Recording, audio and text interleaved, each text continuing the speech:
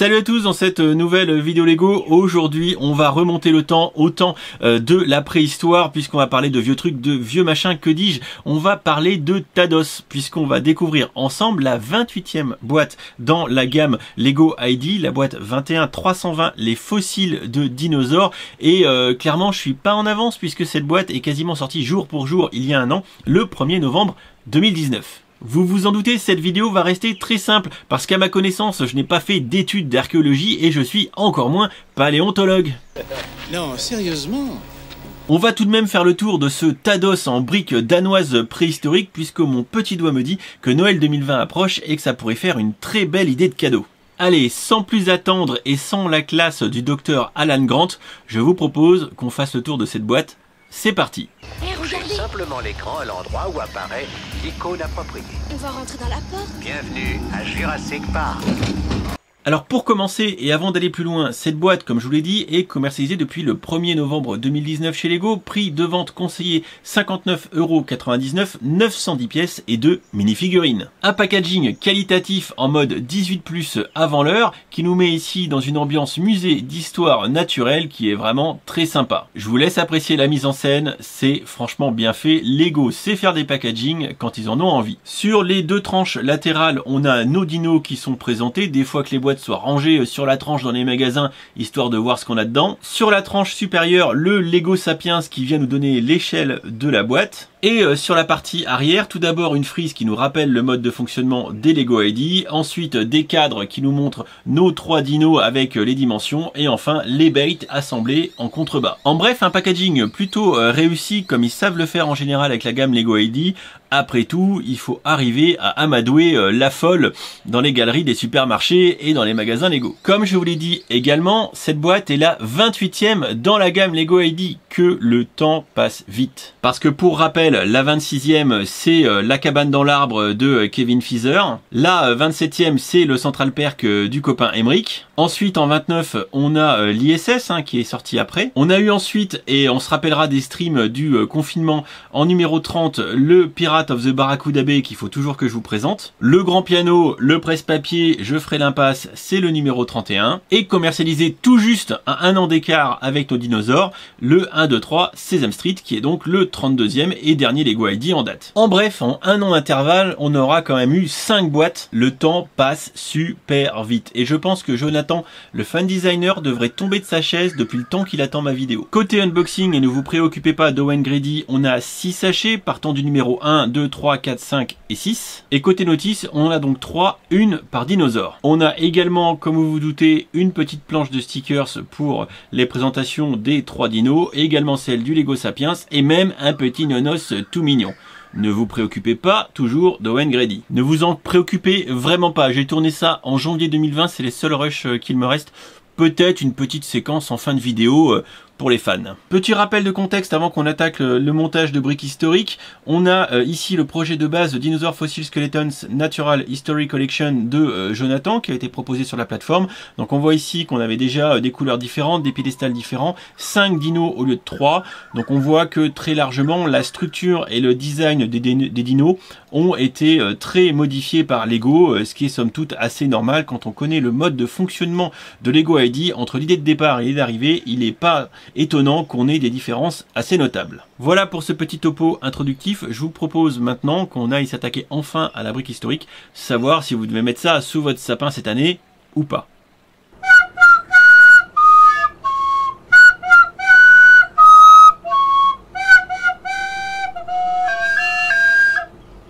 Après ce magnifique air de pipeau, découvrons tout d'abord les 2 minifigurines qui accompagnent cette jolie boîte. Et on commence avec le Lego Sapiens. Il s'agit ni plus ni moins d'un squelette sur lequel on a mis un chapeau. Aucune pièce n'est exclusive à cette figurine, donc pas d'excitation outre mesure. On notera tout de même le petit piédestal ou promontoire ou support, appelons ça comme on veut, avec une petite tilde 2 par 1 avec le stickers magnifiquement collé Lego Sapiens.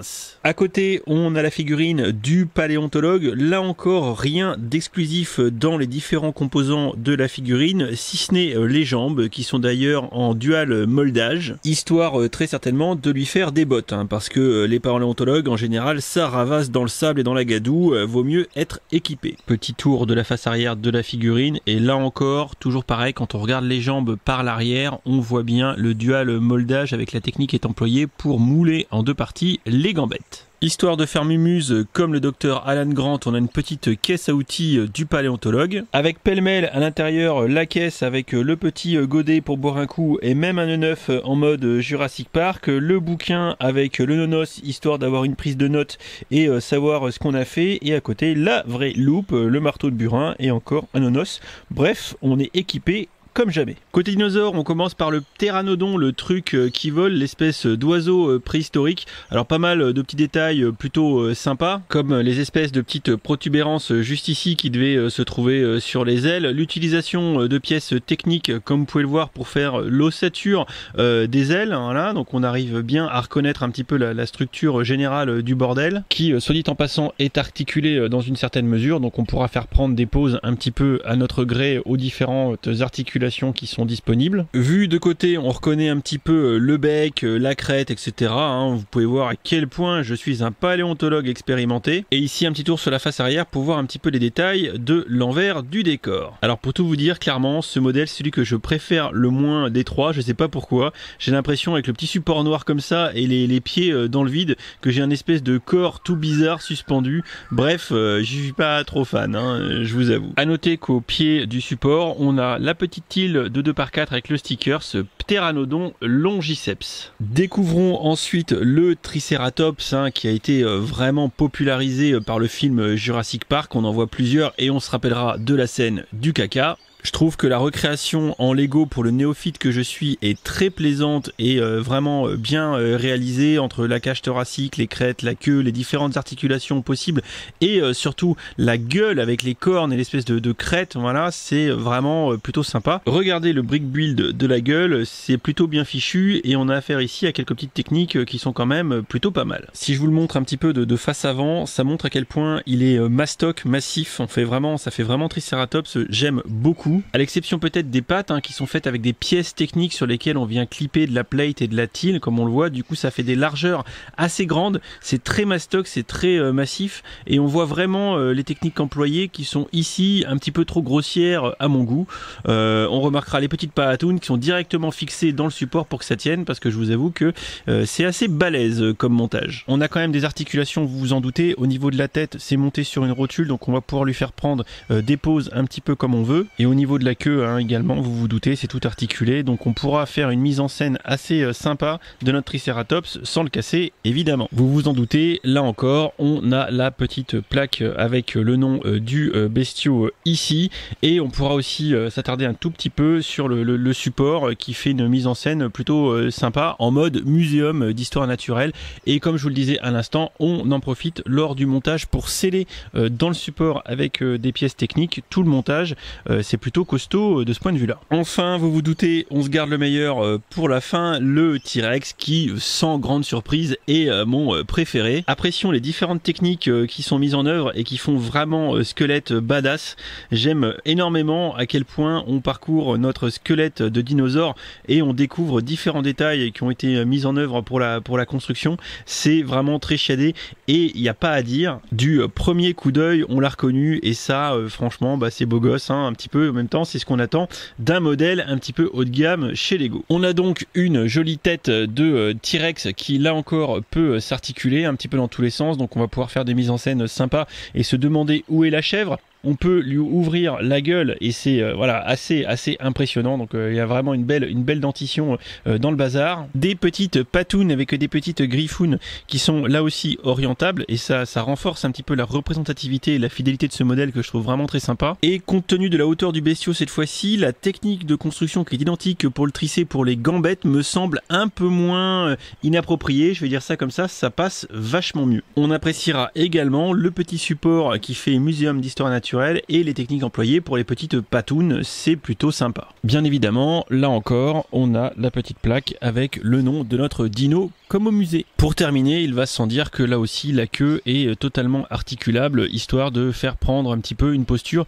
qu'on a envie à notre T-Rex. Et je vous avoue qu'avec la petite queue remontée comme ça, on dirait plus un toutou qui cherche sa baballe plutôt qu'un T-Rex qui court derrière une Jeep. Voilà qui en termine avec une vue d'ensemble de nos trois dinos de cette petite partie review. J'espère que ça vous aura plu de les voir d'un petit peu plus près. Et quand on les met tous les trois ensemble comme ça, faut avouer, ça a de la gueule. Il est désormais temps de quitter la préhistoire et de revenir à l'instant présent pour terminer cette vidéo et la conclure. Alors tout d'abord, je tiens à dire que moi j'ai beaucoup aimé ce petit set, même s'il y a un an, il n'était pas forcément très sympa avec lui compte tenu de la différence notable qu'on avait entre le projet ID de base et le projet retenu. Néanmoins, je vous avoue que je me suis largement habitué à ces petits dinos qui sont sur mes étagères depuis. Je les aime beaucoup, je les trouve vraiment très sympas et je suis assez convaincu que ça pourrait faire un beau cadeau pour un adulte ou même un enfant dans l'absolu qui serait un grand fan de dinosaures à exposer, puisque c'est avant tout un modèle d'exposition qui ne possède pas de jouabilité, quoi qu'en dise Lego sur son site avec le paléontologue qui peut faire mumuse. Non, c'est un set d'exposition.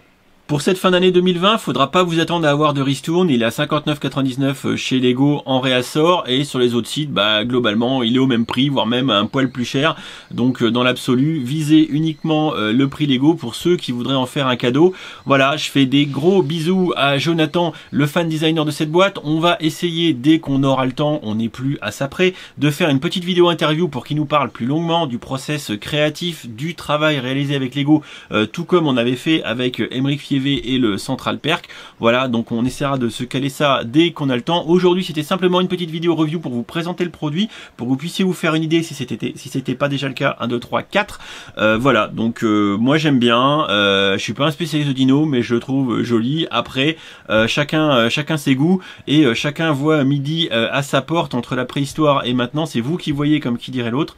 J'espère que la vidéo vous aura été utile et vous aura permis de vous décider le cas échéant pour ceux qui, sait-on jamais, voudraient l'offrir ou se l'offrir.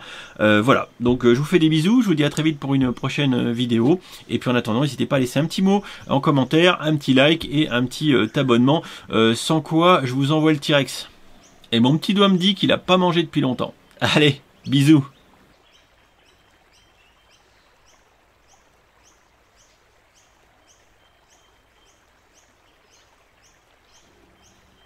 Je m'appelle Owen Grady. Non, c'est pas bien ça. Je m'appelle Owen Grady. Ah, pas assez sérieux. Je m'appelle Owen Grady. Ouais, ça c'est bon comme ça.